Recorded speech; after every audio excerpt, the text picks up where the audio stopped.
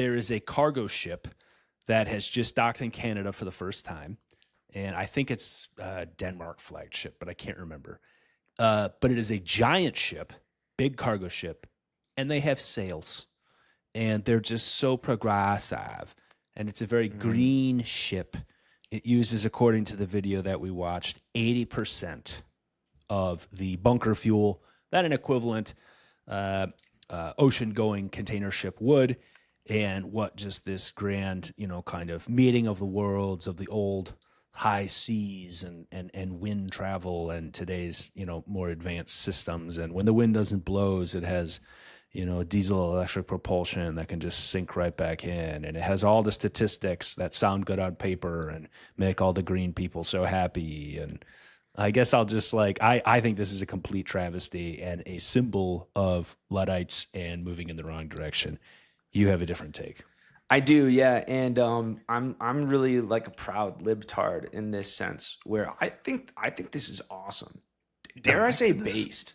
Dare I say based? This is based. Based. The misuse of the word in a technical speaking.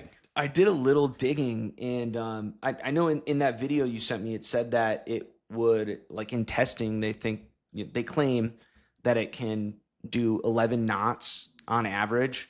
And then I looked up the average speed of and again, I'm not a maritime transport expert, but cargo ships that are on today's oceans, I think gets 15, 16 knots on average.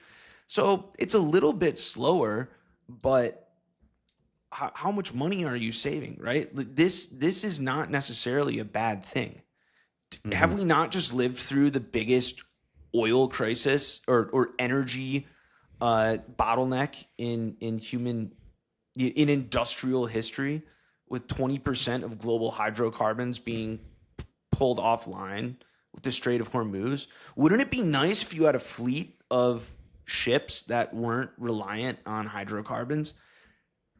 I'm sure that the people that built this frame it in this green energy light, right. We are saving. They said that it was a French built ship.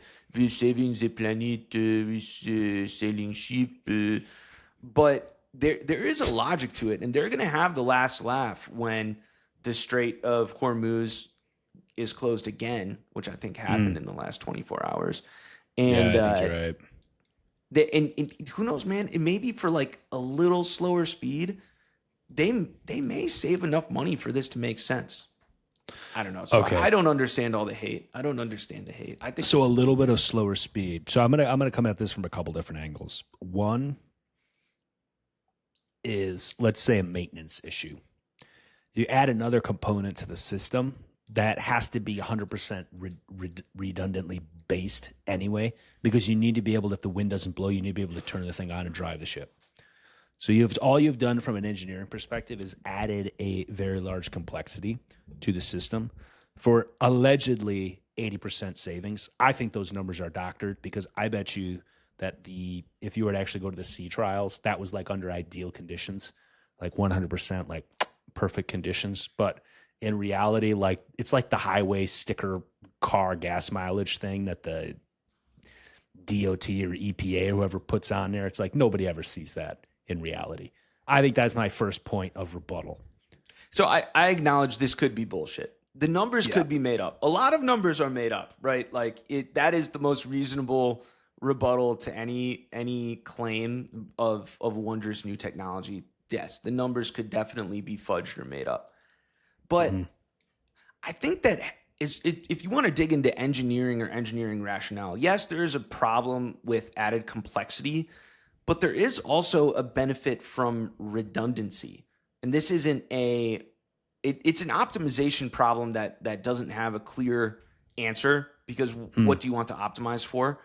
Sure. But I think, at least as far as transportation and energy goes, there is something to be said for redundancy. You can't rely completely on wind power for your energy grid, but you probably shouldn't rely solely on coal either, right? It maybe if all of your seagoing ships are diesel electric, you may have some issues if there's, for some reason, a sudden bottleneck in the supply of diesel. Yeah, Uh, I so think what you're do you want right. to optimize for? I really appreciate that. I think there is a very strong case to be made for a kind of orthogonal redundancy, like you just said, right? Because it's like, I bet you in theory, yeah, this thing could leave port under, like, let's say it's no more like diesel or bunker fuel or whatever this thing runs, right?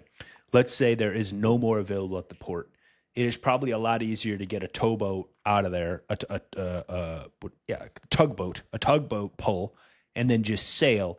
Even if you arrive 2, 3, 4 days late because the wind is less, you still get there, right? Versus modern day container ships, they're not going anywhere. They're stuck, right? So I will grant you that. Although I actually think that the redundancy should be built in a different direction. I don't think this is the way to go. In our discussions previously, we mentioned nuclear fuel, nuclear powered ships. This is the obvious choice. This is the Yeah, obvious choice. And I that's agree where it's completely. yeah, and so it's kind of like, I get it. Maybe you don't want to have a bunch of civilian vehicles, running around with nuclear power plants in them. I mean, there could be an argument for that, but the United States Navy has been running these boats for basically 50, 60, 70 years now, like at scale in absolutely incredible conditions. That being said, yeah, I mean, the French love nuclear. I mean, why doesn't the same company that built this should build a French nuclear cargo ship? And you know oh what? yeah, They should build it so that you can pull it up anywhere and plug it into the electrical grid. That would be, if this is based, that would be mega based. And I can't speak French, but I call upon the French government and the French shipbuilding industry to create this thing. I yeah. think if they did that, the pod would give them great accolades. Oh, 100%. It'd be a standing ovation. I mean, Mr. Producer would stand up. You and I would both stand up for. We could even just do an entire episode of us just standing and clapping. I mean, it would be that level of moving forward. My second critique, though, of this is actually a little more insidious, and it's a little more of the like heart and minds kind of thing.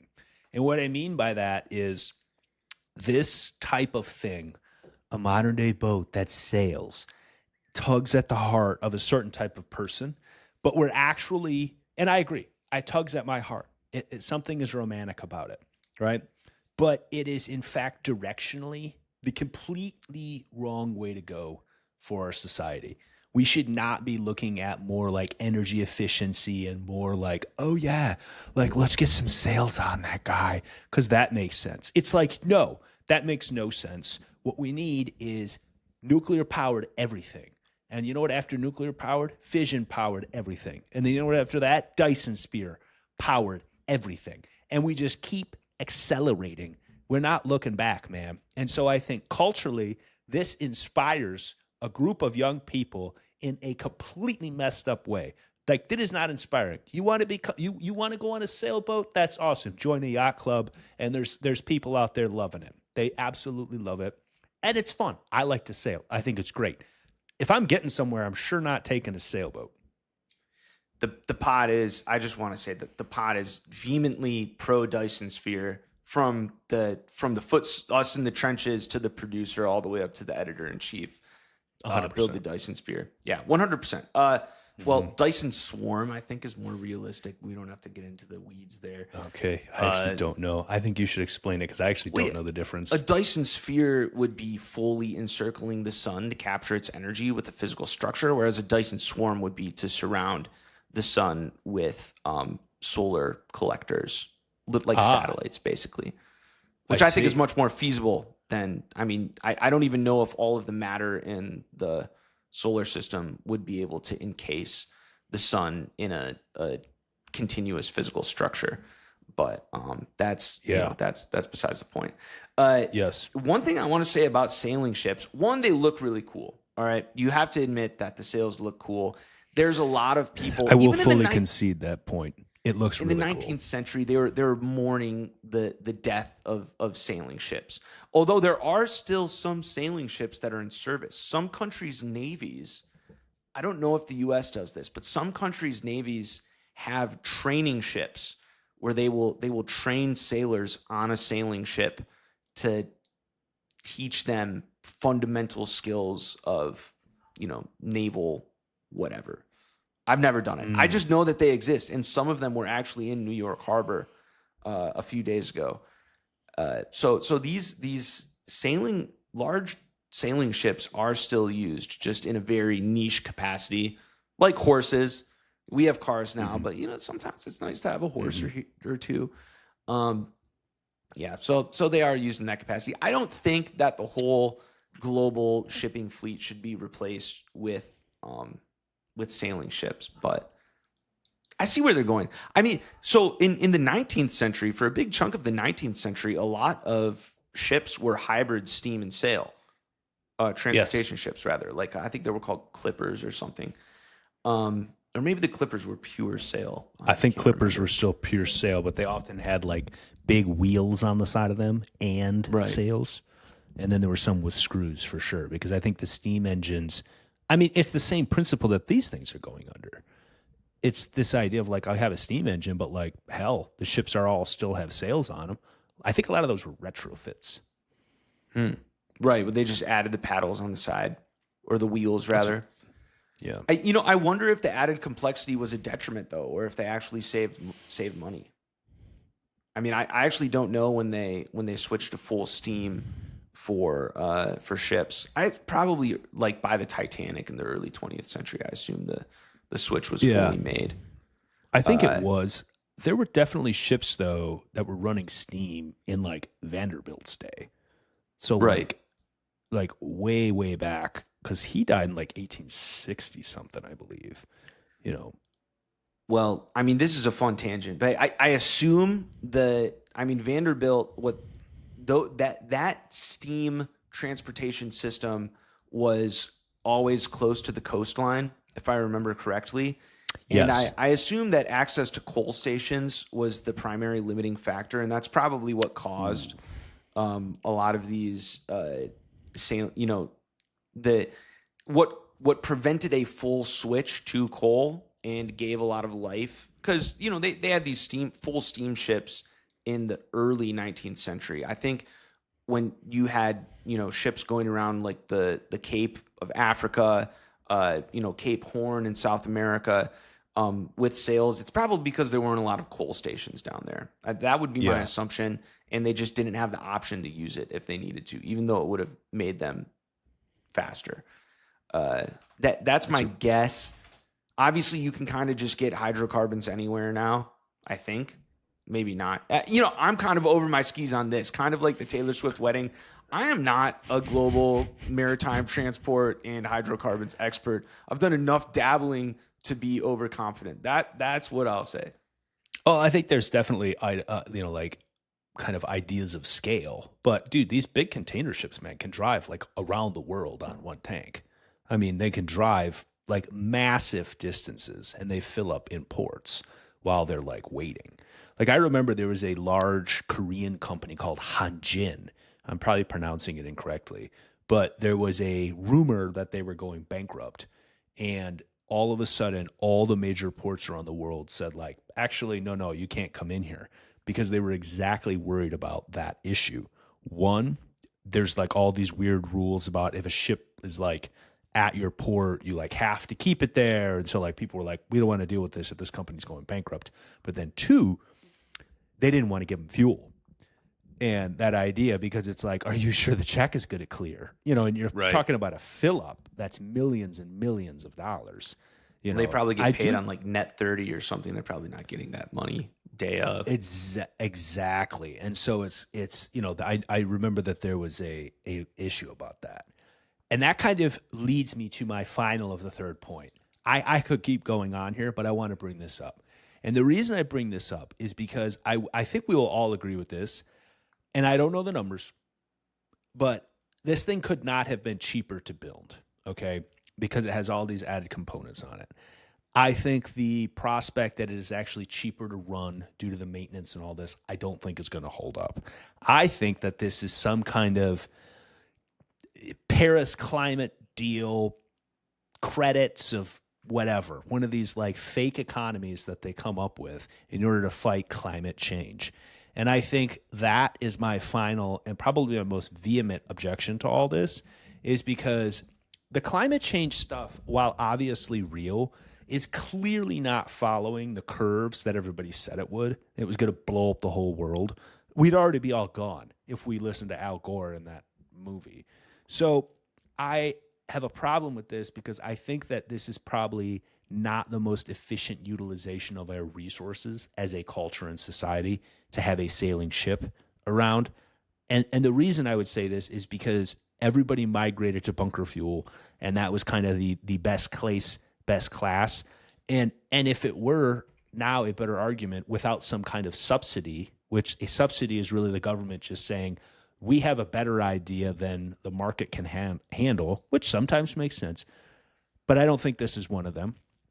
And so I think that this is actually a case of theft is a very strong word, but taxes, when they are used for things that are like pet projects instead of things that are actually sound uses of money, that's when taxes start to become theft. And so I think that this is probably at its base level some kind of theft going on from whatever people are subsidizing this silly thing. The French. Yeah. Well, good thing it's the French and not us. Yeah, there may be some more employment opportunities for French sail engineers, but I think that's totally plausible that this is, this was a manufactured demand. I still think it's cool, and the sail engineers need jobs, man. Like we got to make jobs for the sail engineers, dude, but yeah. that. It would have been better if they I don't just disagree became with you, nuclear Don. engineers and then made nuclear cargo ships, which we agree on. Yeah. I want to be very clear with you, though, because I think you raise a very good point. And I even want to come to your aid here, okay? Because I think there actually could be a aesthetics argument for the sails. Because I agree with you. It does look like really cool. It looks very like, whoa, like what's going on there? And maybe it's just the novelty factor. But like there is something aspiring when you're like, yeah, we built this like, I don't know what, 100-meter tall mast, and it's got these huge sails, and it's probably got like a robot that controls the sails, I bet you. There's something for stuff that just looks cool. There's an element of that. Well, and who knows if it really takes off, and if we have even more severe hydrocarbon shortages, they can just hire Korean shipyards to make a ton of them for really cheap, right? That's a great idea. And so then the French will have all the sail engineers, the Koreans will make all the hulls, and boom, there you go. International diplomacy, man. No American tax dollars spent.